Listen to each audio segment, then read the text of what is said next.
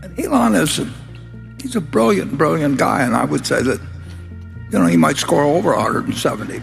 Well, yes, I think Elon Musk overestimates himself, but he has a... こんにちは、テスラ全力チャンネルのタイツです。これは投資の神様と呼ばれるウォーレンバフェットとチャーリーマンガーがイーロンマスクについて質問された時の様子です。今回は偉大な投資家がテスラとイーロンマスクをどのように見ているのか、バークシャーハサウェイの投資哲学を深く掘り下げることで、テスラに投資をするということは何に期待をしているということなのか、私なりの考え方を改めて共有したいと思います。Which is the most exciting country to build a Tesla plant in right now? Well, we did make an announcement that Mexico would be our next location outside the U.S. And picked a site and everything. So there's that, and then we'll probably pick another location towards the end of this year. Is India interesting? Absolutely. Okay. イーロン・マスクは今年ギガメキシコ建設を発表して、その後リチウム生成場などの別の工場の着工に取り掛かってからまだ数日も経たないうちに、年内に別の工場の建設場所を発表するとしました。こうした矢継ぎ早の施策を実行して目的を淡々と達成できるのは全世界でテスラだけだと思いますが、ではなぜウォーレン・バフェット率いるバークシャーハサウェイがテスラに投資をしないのか。今回は EV などの事業評価よりもイーロン・マスクという人物に焦点を当てて深く掘り下げてみたいと思います。まずはウォーレン・バフェットが考える成功した起業家の理想像から見ていただこうと思います。These people had one thing in common. They knew they had it in themselves. They knew they could be something beyond where they were. They were willing to put their time, their energies to better themselves. Having proven to yourself what you really could do with more skills, it's just remarkable. So I would like to just tell you a couple of short stories, and we'll draw maybe a couple of lessons from them. I would like to tell you of two women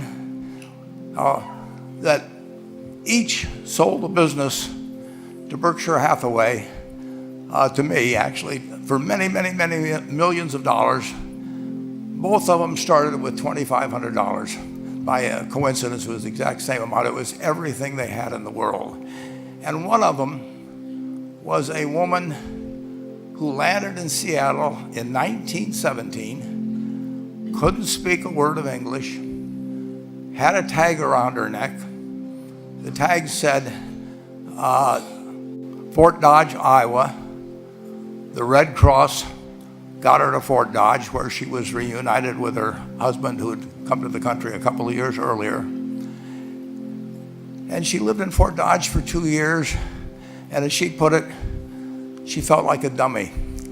She couldn't pick up the language. She couldn't learn a word. And so she and her husband decided to move to Omaha. So they came to Omaha in 1919, and there she found a small colony of Russian Jews, so she started feeling more at home. And then as her oldest daughter went to school, she would come home, this daughter, Frances, and she would teach her mother the words she learned in school that day. And this woman, Rose Blumpkin, spent 20 years saving money, bringing first her siblings over, her mother and father, $50 at a time. She sold used clothing to do it. She had 4 children during this period. And by 1937, after 20 years, she'd saved $2,500. She went to Chicago, and she bought what she could of furniture. Her dream had always been to open a furniture store.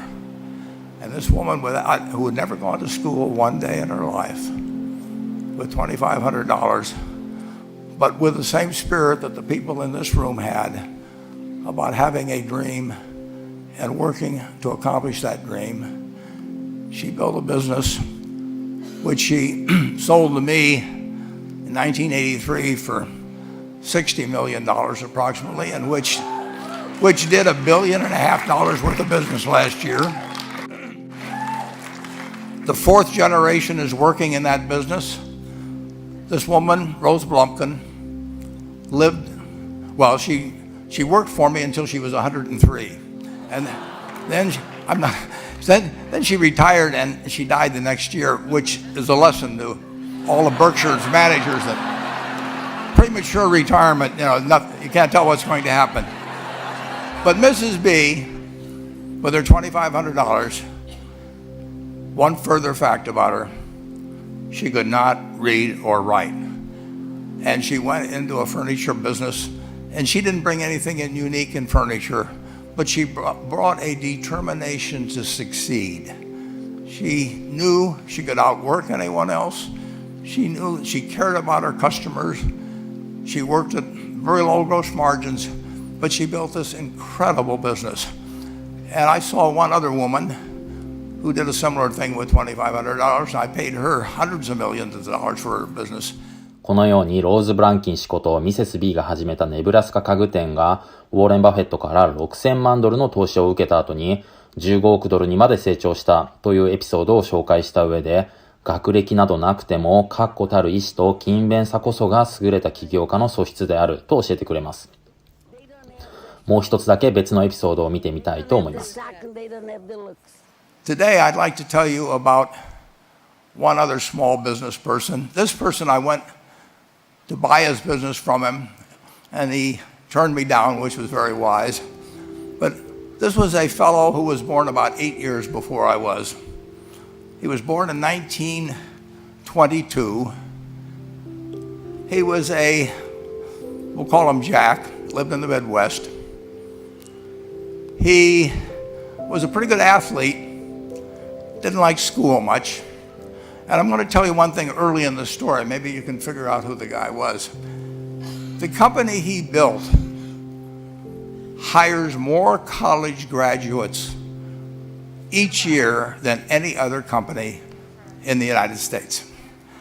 And this fellow, who was destined for this but did not know it, Jack, went to college for a year and then dropped out. He really wasn't that interested in school. And the year he dropped out was 1941.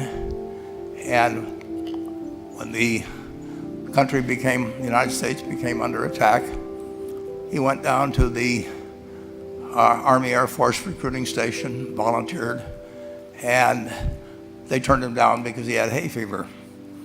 So he went over to the Navy and again volunteered, and they took him. They put him on an aircraft carrier. He flew small fighter planes during World War II, got 2 distinguished flying crosses from the Navy, and then he came back to the Midwest. So now we've got a young guy. Probably by this time he would be 23 or 24 years old. And the interesting thing is, he got back to the Midwest, and he actually kind of went from one job to another for a short period of, or not such a short period of time. And he finally became a used car salesman at a Cadillac dealership in St. Louis, Missouri. And at age 35, having moved up in the organization, the sales organization, he said to his boss, could I go into car leasing business with you? The boss said, well, if you'll cut your salary in half and you'll come up with, I think it was $25,000, which he borrowed, we can become partners in a car leasing company. So my friend Jack started at age 35 in the car leasing business. And he had 7 cars. It was pretty slow. In fact, one of the things he did was whenever the phone rang, he let it ring 3 or 4 times so people would think that he was very busy answering other phones. And of course, it was the only call he was going to get all day. So his first venture was okay, but it wasn't really going to go anyplace. And there's a lesson in this for all of us. At age 40, he decided, with 17 vehicles, 17 cars, he was going to go into competition in the rent-a-car business. So now he's taking on Hertz and Avis and National and people like that who have hundreds and hundreds of thousands of cars. And he's got 17 cars, and his cars aren't any different than theirs. I mean, he's buying them from General Motors or Ford or Chrysler. And he can't get the airport locations. Those companies have them all sold up. But he was determined that he would basically offer the customer, can't offer him a different car, but he can offer them friendlier service than they've ever seen. And so he started a company. He named it after the battleship that he'd flown from in the Pacific, which was the USS Enterprise. And he died about a year and a half ago. But when he died, his rent-a-car company, starting with those 17 cars, was worth more than Hertz and Avis and all the rest of the rental cars put together. The man's name was Jack Taylor, and his son, Andy Taylor, is a good friend of mine, runs the business now. A grandchild is in the business. There'll probably be a fourth generation along the line. So this man, in the United States, he didn't invent artificial intelligence. You know, he didn't do anything that, just like Mrs. B selling furniture, I mean, that any one of us could have entered those businesses. But he lived by the creed, basically, of delighting his customers and working with people and establishing the relationship with them so that they in turn would want to delight the customers. He couldn't go out there and take care of every rental car possibility, but he learned how to project himself and his attitude toward his fellow man and his desire, you know, to make a friend out of every customer. He managed to take very ordinary cars and turn them into this extraordinary business from virtually nothing. And it illustrates several points. One is you don't necessarily get it right exactly right the first time. I mean, the car leasing business, you know, basically you were competing on the cost of money to finance cars. And it's very hard to delight a customer when you just give him the car and tell him to send you a monthly check for 5 years and you'll be back at that time. So his talents were being wasted basically in that business. But at the age of 40, with all of that experience behind him, he found the golden key, and he took a very ordinary business and turned it into an absolutely extraordinary operation. And just like Mrs. B or Rose Blumpkin did with furniture. And he didn't worry about whether the Federal Reserve was going to tighten or ease. He didn't worry about whether the stock market was up or down yesterday. You know, he didn't worry about the things he couldn't change, but he did focus on the one thing he could change, and that was the customer's experience. And I have seen, went down to Florida and tried to talk him into selling to Berkshire, and he was smart enough not to do it. Probably the value of the company has quadrupled since I made that visit. But he was smart enough to see that he would find that business. Henry Ford, as you may know, failed twice before he started the Ford Motor Company in 1903. I mean, the test isn't whether you get the greatest business idea in the world the first time out. The test is whether you keep learning as you go along what your strengths are and what you can do for your customers, what you can bring especially to the party. And to do that, you need the education that I know you've received through 10,000 small businesses, but you need a genuine desire day in, day out to delight the customer. I've never seen a business, and I've seen a lot of businesses, but I've never seen one that delights the customer that doesn't succeed. I mean, what you want is that customer the next day when they think, do I want to rent a car or do I want to buy some furniture? What goes through their mind? You know, it's the place where they've had a great experience. I don't know what I paid for this tie. Actually, probably if somebody gave it to me, but for the purposes of this speech, I will say I have no idea. But or the shirt I'm wearing, or this, but I do know I will remember how I was treated when I bought it. I mean, you long forget about the price, but you never forget whether you had a good experience or a poor experience with the purchase experience. And you'll have a hard time finding a person that's had a wonderful experience, a delighted experience in purchasing anything that isn't going to come back.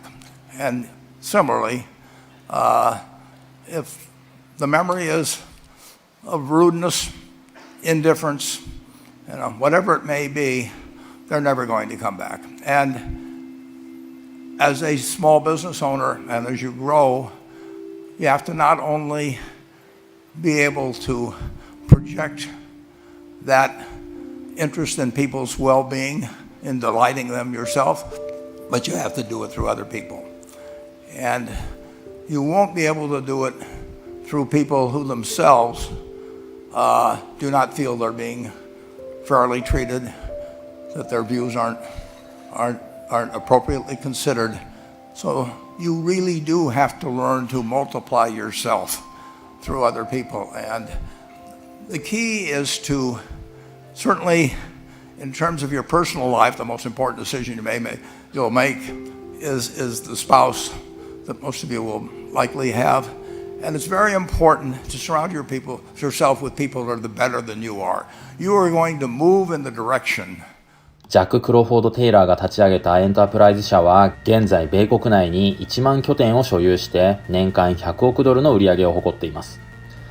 青年時代のジャックが自ら用意した2万5000ドルでその後100億ドルの年間売り上げを達成させた偉業の背景には起業家として3つの成功要素があったと解説しています。Simple rules like that, delighting customers, working through other people, associating with people that will cause you to move in a better path than you might otherwise have, they will take you so. まず最初に成功を信じて顧客を喜ばすために勤勉に働くということ。2つ目に従業員を自分と同じように接客させたり動かすということ。最後に自分自身を良い方向に導いてくれる人を近くに置くということです。顧客を喜ばすために勤勉に働くという最初の条件はエネルギー効率の高い社会を実現するためにプライベートを犠牲にしてでも EV 開発やエネルギーストレージ事業の推進に取り組むイーロン・マスクに勝る人物はいないと思います。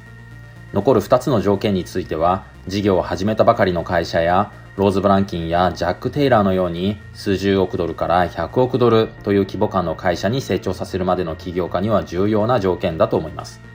これから事業を起こして IPO を目指したり一代で大きな企業を作ろうとしている起業家には大いに参考になる素養だと思います。しかしながらテスラのように6000億ドルという大きな企業規模で人類史上誰も実現したことがない人類の EV 移行計画や宇宙開発を粛々と進めて火星への移住計画という偉業を実現しようとしているイーロン・マスクにはやや当てはめづらいものがあります。こうした観点からバリュー投資家として名を馳せたバフェットが企業価値の大きなグロース株であるテスラを買うはずがないと切り捨てるのはやや乱暴な話だと思います。その理由だとアップルを大量に買っている理由にはならないからです。バフェットがなぜテスラを買っていないのか、テスラやイーロン・マスクに投資をしない真の理由は2023年の年次株主総会でイーロン・マスクについて聞かれたバフェットとチャーリーマンガーがどのように回答したのかを聞いていただければわかると思います。You once mentioned that you would prefer to hire someone with IQ of 130 who believes it's 120 over someone with IQ of 150 who thinks it's 170. I understand that you are referring to Elon Musk. Given the recent success of his ventures, such as Tesla, SpaceX, and Starlink, I'm curious to know if you still hold the view that Elon Musk overestimates himself. Thank you so much.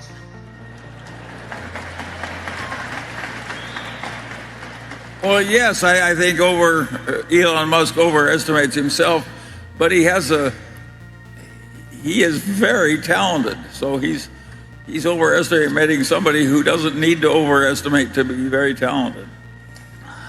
There's a Bill Maher program, about a week old, maybe 2 weeks old, but he interviews Elon, and Elon does a terrific job,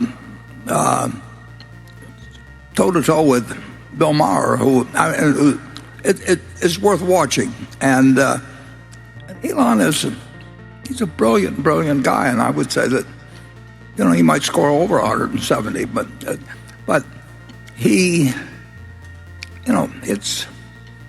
he dreams about things, and his dreams have got a foundation. He would not have achieved what he has in life if he hadn't tried for unreasonably extreme objectives. He likes taking on the impossible job and doing it. We're different. Warren and I are looking for the easy job that we can identify. Yeah. If we can do it playing tic-tac-toe, we'll do it, We have a wholly different way of going the whole way. Yeah. But we don't want to compete with Elon in a lot of things. I mean, we don't want that much failure. Yeah.